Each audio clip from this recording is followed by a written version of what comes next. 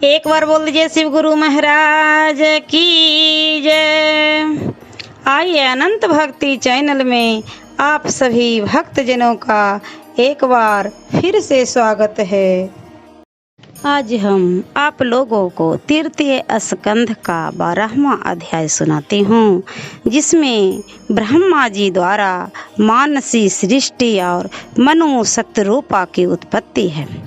मैत्रेय जी बोले, हे साधु, अब मैं तुमसे प्रलय के पश्चात की सृष्टि उत्पत्ति क्रम का वृत्तांत कहता हूँ। ब्रह्मा जी जब सृष्टि रचना के लिए बैठे तो मोह और तम आदि के अज्ञान प्रद वृत्तियाँ प्रकट हो गई, जिन्हें देखकर ब्रह्मा जी को दुख हुआ और विष्णु जी का ध्यान करने लगे। पश्चात स्फुरन करते ही सनक, सनंदन, सनातन और सनत कुमार उत्पन्न हो गए। इनसे ब्रह्मा जी ने कहा, तुम लोग सृष्टि का उत्पत्ति करो। सनकादिक ने इसे अस्वीकार कर दिया। इससे ब्रह्मा जी को क्रोध आ गया और उनकी भौहें तन गईं, जिससे एक लाल कुमार उत्पन्न हुआ। वह उत्पन्न होते ही रोने लगा और कहने लगा, मेरा नामकरण करिए और मुझे कोई स्थान दीजिए। ब्रह्मा जी ने कहा, तुम उत्पन्न होते ही रोने लग गए, इस कारण तुम्हारा नाम रुद्र है और तुम्हारे रहने का स्थान हृदय, इंद्रियें, प्राण, आकाश, पवन, अग्नि, जल, पृथ्वी, सूर्य, चंद्रमा तथा तप निश्चित करते हैं। तुम्हारा नाम रुद्र के अतिरिक्त मन्यु, मनु, महिषन, महान, शिव, क्रतुध्वज, उग्रेत, भव, काल, वामदेव और धृतवर्त भी होगा। श्री वृति, उष्णा, उमा, नियुक्त, सर्पी, ईला, अंबिका, इरावती, सुधा, दीक्षा तथा रुद्रानी तुम्हारी स्त्रियां होगी। तुम इन स्त्रियों के पास अपने स्थानों पर जाओगे और सृष्टि रचना द्वारा प्रजापति बनो। शिव जी ने अपने ही आकार और स्वभाव की बहुत सी प्रजाओं और रुद्रों को उत्पन्न किया।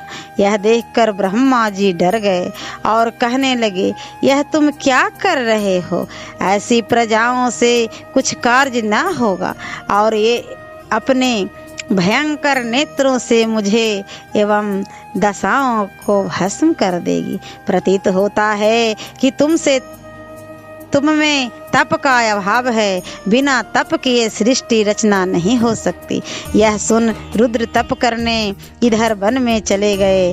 उधर ब्रह्मा जी ने विभिन्न अंगों से मारीचि, अत्रि, अंगिरा, पुलस्त, पुलह, क्रतु, भृंगु, वशिष्ठ, दक्ष और नारद को उत्पन्न किया। इस प्रकार ब्रह्मा जी के हाथ से काम, भाव से क्रोध, ओष्ठ से लोभ, मुख से वाणी, उपस्थ से समुद्र और गुदा से वाव का आश्रय नेतृत्व उत्पन्न हुआ। साथ ही उनकी छाया से देवहूति के पति कदर्म ऋषि उत्पन्न हुए। ब्रह्मा जी ने अपनी वाणी रूप कन्या को आलिंगन करना चाहा। इस पर मारीचि आदि ने ब्रह्मा को समझाया, पूर्व पुरुषों ने ऐसा नहीं किया और आप भी ऐसा व्यभिचार न करें। किंतु ब्रह्मा जी अपने काम को रोक न सके और काम के संखलित होते ही बेशरीर रहित हो गए। जो अंधकार में कुहरा बन गया, तब ब्रह्मा जी ने सृष्टि रचना का फिर विचार किया। अब उनके मुख से 4 वेद उत्पन्न हुए, जिनके होता आदिक 4 ऋत्वजों के कर्म, यज्ञ, विस्तार, उपवेद, वेदांग, न्याय आदि शास्त्र प्रकट हुए। विदुर जी ने पूछा, हे मैत्रेय जी, कृपा कर बताइए कि ब्रह्मा जी के मुख से वेद कैसे प्रकट हुआ?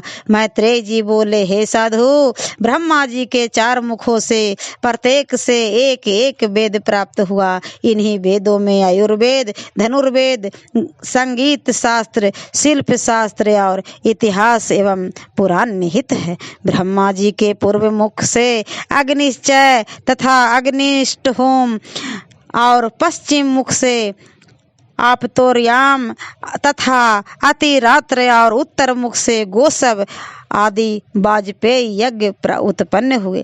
फिर ब्रह्मा जी ने विद्या दान तप एवं सत्य धर्म के इन 4 चरणों को तथा गृहस्थाश्रम आदि 4 आश्रमों को उत्पन्न किया।